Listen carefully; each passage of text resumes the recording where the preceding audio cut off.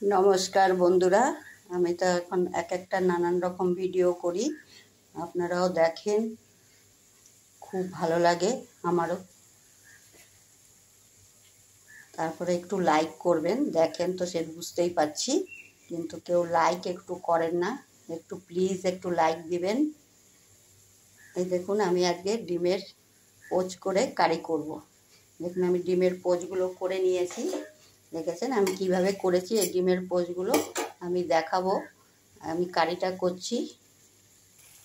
কারিটা করার জন্য দেখুন সাদা তেল নিয়েছি।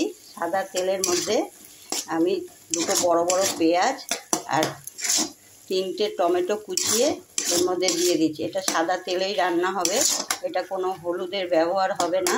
এটা হলুদ ছাড়াই একটা রান্না করছি, ডিমের পোচ করে কারি। দেখুন বন্ধুরা ডিমটা আর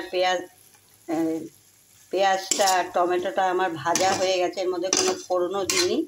এর মধ্যে আমি একটু কাঁচা লঙ্কা কুচি দিয়ে দিলাম আর এর মধ্যে আমি একটু গোলমরিচ গুঁড়ো দিয়ে দিলাম। দিয়ে তারপর আমি একটা মশলা করে রেখেছি। এর মধ্যে দেখুন একটা রসুন, একটা টমেটো, একটা পেঁয়াজ আর আদা সব একসঙ্গে আমি পেস্ট করে নিয়েছি মিক্সিতে। এবার এটাকে একটু কষাবো। আর পেঁয়াজটা আমি টমেটোটার মধ্যে নুন দিয়েই ভাজা করেছি যাতে তাড়াতাড়ি ভাজা হয়ে যায়। ওর মধ্যে নুন দিয়ে দিয়েছি। মশলাগুলো আমার কষানো হয়ে গেছে, তেল ছেড়ে দিয়েছে। এর মধ্যে আমি এখন জল ঢেলে দিচ্ছি। এটা বেশি গ্রেভি দেবো না, অল্প জলই হবে। অল্প জল দিয়ে গ্রেভি হবে, বেশি গ্রেভি হবে। আর একটু দেবো। এবার এগুলো ফুটে উঠলে হবে, তারপরে আমি আবার দেখাচ্ছি।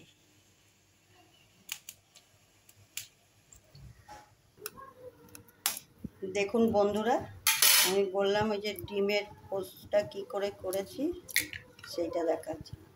ডিমটা এই যে আস্তে করে ছেড়ে দিতে হবে যাতে কুসুমটা না ভাঙে। তারপরে এই কড়াতে একটু সাদা তেল দিয়েছি, এটার মধ্যে আস্তে করে ছেড়ে দিতে হবে। দেখুন এটা হয়ে গেছে। আমি এই কুসুমটার উপরে একটু নুন দিয়ে দিয়েছি যাতে নুন হয়। এবার এটা আমার হয়ে গেছে। আস্তে করে এমনি করে তুলবেন, দেখবেন সুন্দর তোলা হয়ে যাবে। দেখুন আমি আর একটা দেখাচ্ছি। আস্তে করে ছেড়ে দিতে হবে। এটা একদম হালকা আছে, আস্তে আস্তে করতে হবে। একটু গ্যাসের ফ্লেমটা কমিয়ে দেবে, তাহলে ভালো হয়। ফুটে উঠেছে। এর মধ্যে আমি একটু গরম মশলা গুঁড়ো দিয়ে দিলাম। গোলমরিচ বলেছি, গরম মশলা গুঁড়ো দিলাম। এরপরে আমি ওই ডিমের পোচগুলো আস্তে আস্তে এর উপরে দিয়ে দেবো।